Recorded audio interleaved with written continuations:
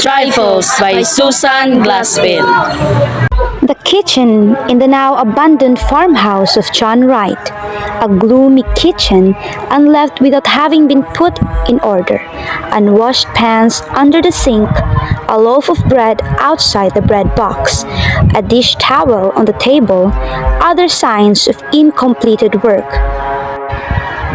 At the rear, the outer door opens and the sheriff comes in followed by the county attorney and Hale. The sheriff and Hale are men in middle life. The county attorney is a young man.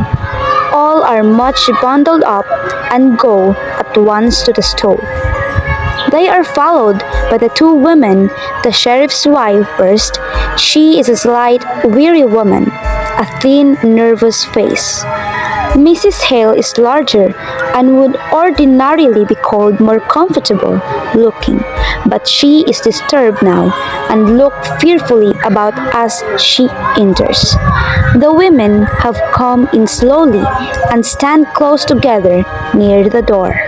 "This feels good. Come up to the fire, ladies." I'm not cold. Now, Mr. Hale, before we move things about, you explain to Mr. Henderson just what you saw when you came here yesterday morning.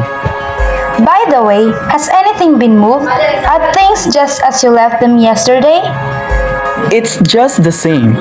When it dropped below zero last night, I thought I'd better send Frank out this morning to make a fire for us. No use getting pneumonia with a big case on. But I told him not to touch anything except the stove. And you know, Frank? Somebody should have been left here yesterday. Oh, yesterday, when I had to send Frank to Morris Center for the man who went crazy. I want you to know I had my hands full yesterday. I knew you could get back from Omaha by today, and as long as I went over everything here myself.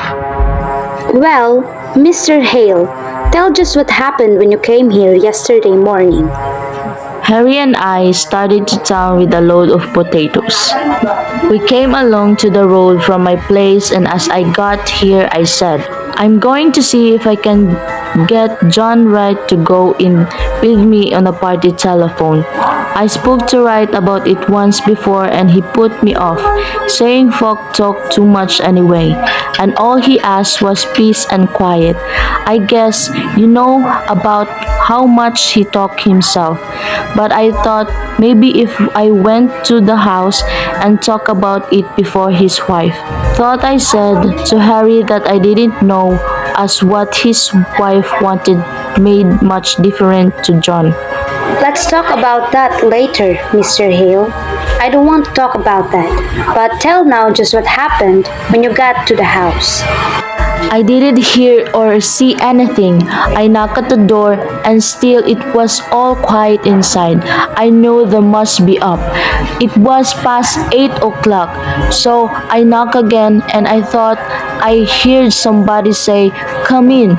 I wasn't sure. I'm not sure yet, but I opened the door and there in that rocker sat Mrs. Wright. What? What's she doing? She was rocking back and forth. She had her apron in her hand and was kind of plaiting it. And how did she look? Well, she looked queer. How do you mean queer?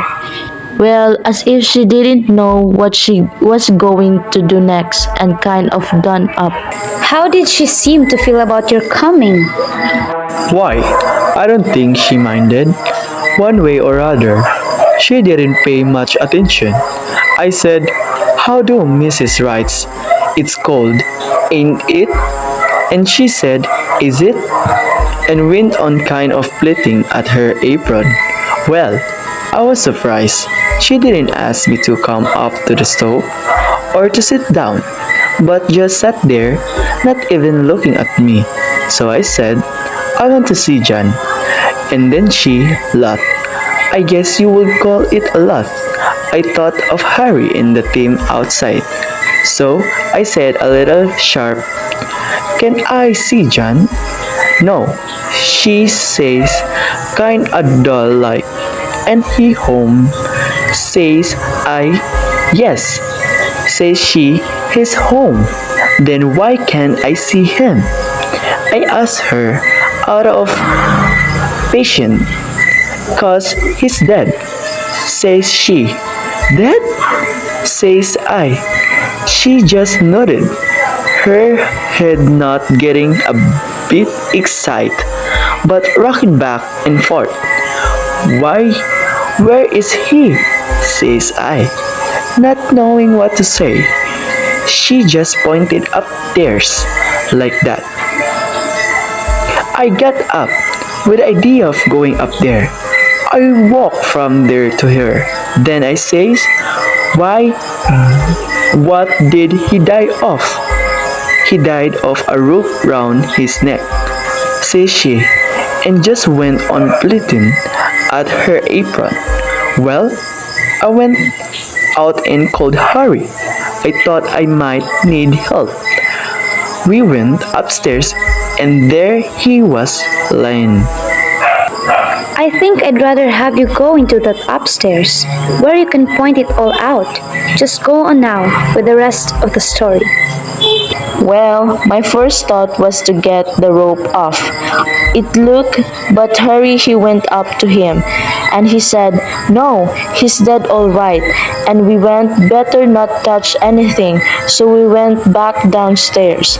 She was still sitting the same way. Has anybody been notified? I asked. No, says she, unconcerned. Who did this? Mrs. Wright? Said Harry.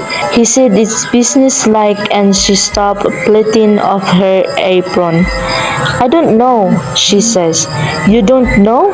Says Harry. No, says she. Weren't you sleeping in the bed with him? Says Harry. Yes, says she. But I was on the inside. Somebody slipped a rope around his neck and struggled him and he didn't wake up, say Harry. I didn't wake up, she said after him. We must look as if we didn't see how that could be. For after a minute she said, I sleep sound. Harry was going to ask her more questions, but I said maybe ought to let her tell her story first to the coroner or the sheriff. So Harry went fast as he could to River's place where there's a telephone. And what did Mrs. Wright do when she knew that you had gone for the coroner? She moved from that chair to this one over here and just sat there with her hands held together and looking down. I got a feeling that I ought to make some conversation. So I said I had come in to see if John wanted to put in a telephone. And at that she started to laugh, and then she stopped and looked at me scared. I don't know. Maybe it wasn't scared. I wouldn't like to say it was. So Harry got back, and then Dr. Lloyd came, and you, Mr. Peters, and so I guess that all I know that you don't. I guess we'll go upstairs first, and then out to the barn and around there. You are convinced that there was nothing important here, nothing that would point to any motive. Nothing here but kitchen things. Here's a nice mess. Oh, her flute! It did freeze. She worried about that when it turned so cold. She said the fire'd go out and her jars would break. Well, can you beat the woman? Held for murder and worrying about her preserves. I guess before we're through, she may have something more serious than preserves to worry about. Well, women are used to worrying over trifles. And yet, for all their worries, what would we do without the ladies? Dirty towels, not much of a housekeeper. Would you say, ladies? There's a great deal of work to be done on a farm. To be sure, and yet, I know there are some Dixon County farmhouses which shouldn't have such roller towels. Those towels get dirty awful quick, means hands aren't always as clean as they might be. Ah, loyal to your sex, I see. But you and Mrs. Wright were neighbors. I suppose you were friends too. I like her all well enough. Farmers' wives have their hands full, Mr. Henderson, and then Yes? it never seemed a very cheerful place. No, it's not cheerful. I shouldn't say she had the homemaking instinct. Well, I don't know as Wright had either. You mean that they didn't get on very well?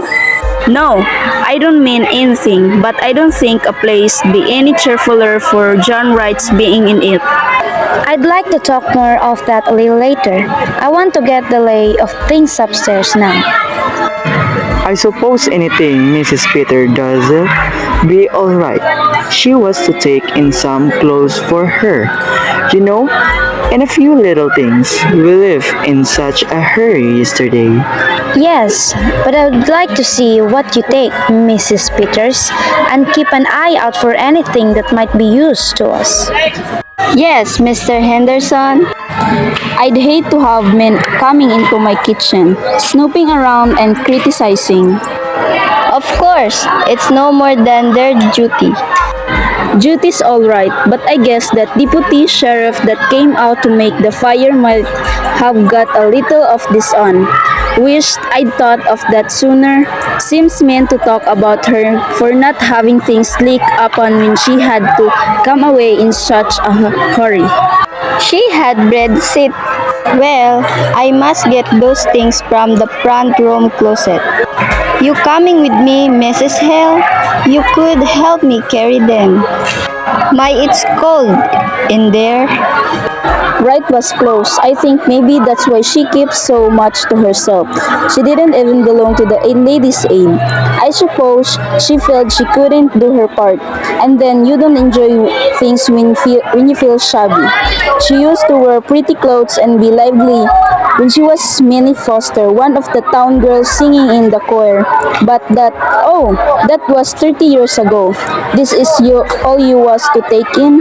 She said she want an apron.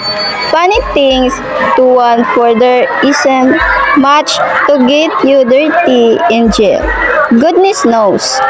But I suppose just to make her feel more natural. She said they was in the top drawer in this cupboard. Yes, here. And then her little soul that always hung behind the door. Yes, here it is. Mrs. Peters? Yes, Mrs. Hale. Do you think she did it? Oh, I don't know. Well, I don't think she did. Asking for an apron and her little shawl, worrying about her fruit. Mr. Peters says it looks bad for her. Mr. Henderson is awful sarcastic in a speech and he'll make fun of her saying she didn't wake up. Well, I guess John Wright didn't wake up then when they was slipping that rope under his neck. No, it's strange. It must have been done awful crafty and still. They say it was such a funny way to kill a man, bringing it all up like that. That's just what Mr. Hale said. There was a gun in the house. He says that what he can understand. Mr. Henderson said coming out that what was needed for the case was a motive. Something to show anger or sudden feeling. Well, I don't see any signs of anger around here. It's wife to her, wonder how they are finding things upstairs. I hope she had it a little more read up there. You know, it seems kind of sneaking, locking her up in town and then coming out her and trying to get her own house to turn against her. But, Mrs. Hill, the law is the law. I suppose this. Better loosen up your things. Mrs. Peters, you won't feel them when you go out. She was piecing a guilt. It's log cabin pattern, pretty, isn't it? I wonder if she was going to gilt it or just not it. They wonder if she was going to kill it or just not it. Frank's fire didn't do much up there, did it? Well, let's go out to the barn and get that cleared up. I don't know as there's anything so strange our taking up our time with little things while we're waiting for them to get the evidence. I don't see as it's anything to laugh about. Of course, they've got awful important things on their mind. Mrs. Peters, look at this one. Here, this is the one she was working on, and look at the ceiling. All the rest of it has been so nice and even. And look at this. It's all over the place. Why? It looked as if she didn't know what she was about. Oh, what are you doing, Mrs. Hill? Just pulling out a stitch or two that's not sewed very good. Bad sewing always made me fidgety. I don't think we ought to touch things. I'll just finish up this end. Mrs. Peters? Yes, Mrs. Hill. What do you suppose she was so nervous about? Oh, I don't know. I don't know as she was nervous. I sometimes feel awful queer when I'm just tired. Well, I must get these things wrapped up. They may be through sooner than we think. I wonder where I can find a piece of paper and string. In that cupboard, maybe? Why? Here's bird cage. Did she have a bird, Mrs. Hill? Why? I don't know whether she did or not. I've not been here for so long. There was a man around last year selling canaries cheap, but I don't know as she took one. Maybe she did. She used to sing real pretty herself. Seems funny to think of a bird here, but she must have had one. Or why would she have a cage? I wonder what happened to it. I suppose maybe the cat got it. No, she didn't have a cat.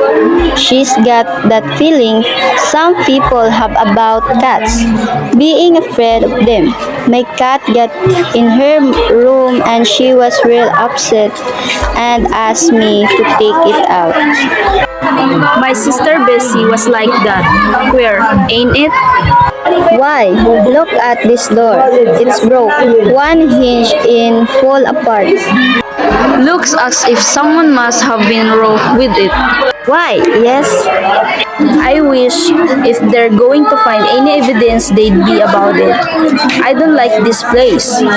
But I'm awful glad you came with me, Mrs. Hill. It would be lonesome for me sitting here alone. It would, wouldn't it?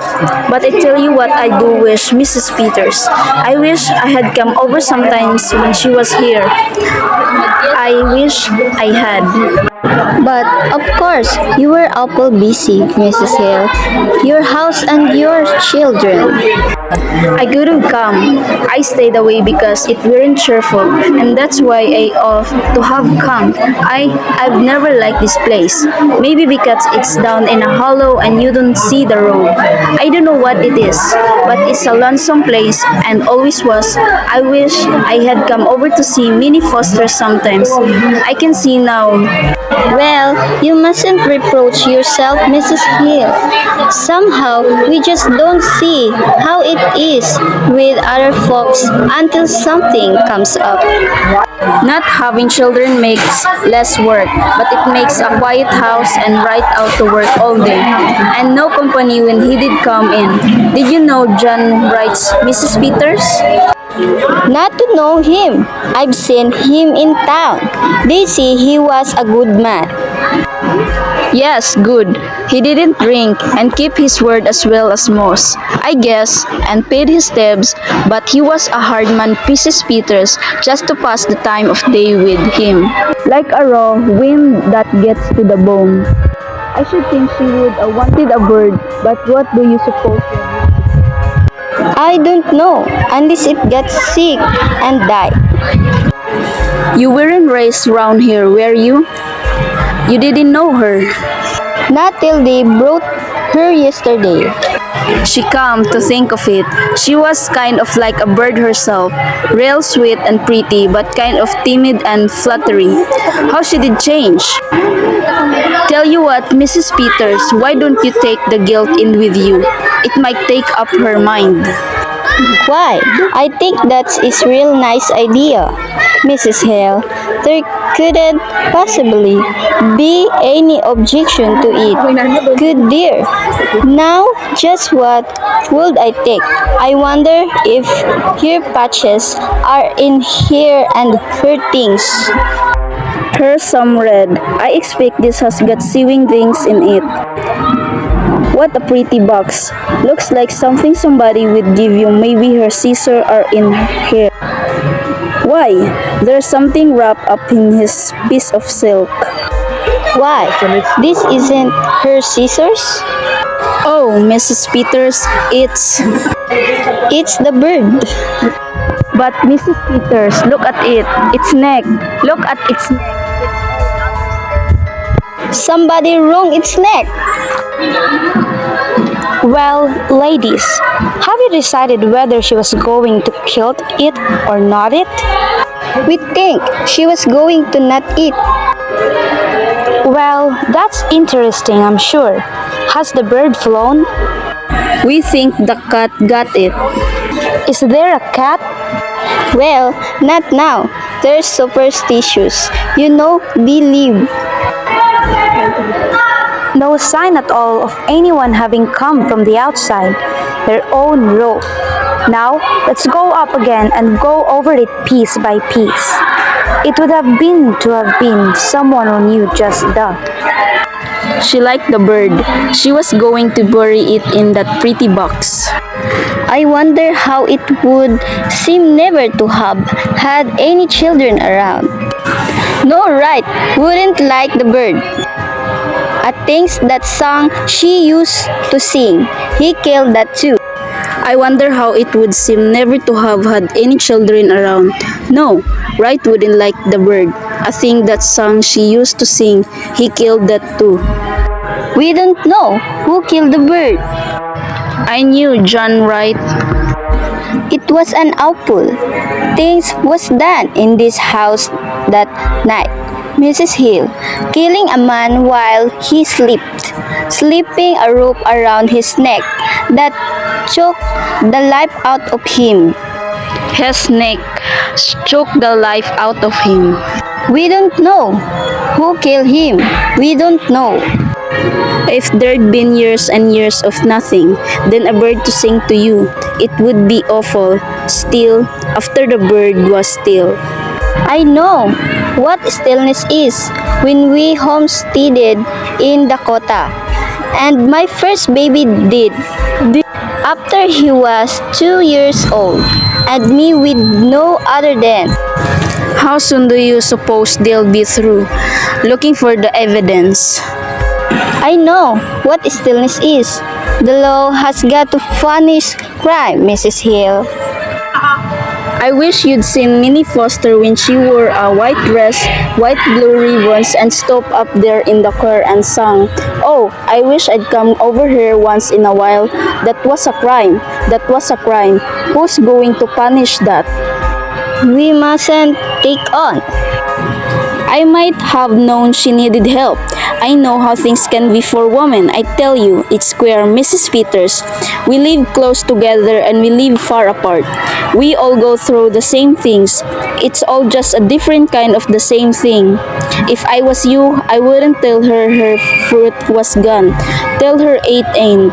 Tell her it's all right. Take this in to prove it to her. She may never know whether it was broke or not. My, it's a good thing the men couldn't hear us. Wouldn't they just laugh? Getting all stirred up over a little thing like a dead canary, as if that could have anything to do with wouldn't they laugh? Maybe they would. Maybe they wouldn't. No, Peters. It is all perfectly clear except a reason for doing it. But you know, juries when it comes to women.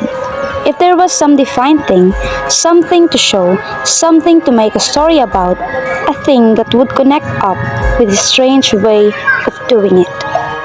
Well, I've got the team around. Pretty cold out there. I'm going to stay here a while by myself. You can send Frank out for me, can't you? I want to go over everything. I'm not satisfied that we can't do better. Do you want to see what Mrs. Peter is going to take in? Oh, I guess they're not very dangerous things the ladies have picked out. No, Mrs. Peters doesn't need supervising. For that matter, a sheriff's wife is married to the law. Ever think of it that way, Mrs. Peters? Not just that way. Married to the law. I just want you to come in here a minute. George, we ought to take a look at these windows. Oh, windows. We'll be right out, Mr. Hale. Well, Henry, at least we found out that she was not going to kill it. She was going to, what did he call it, ladies? We call it Not It, Mr. Henderson. Trifles, a play in one act by Susan Glaspell. Characters: George Henderson, County Attorney; Henry Peters, Sheriff; Lewis Hale, a neighboring farmer; Mrs. Peters and Mrs. Hale.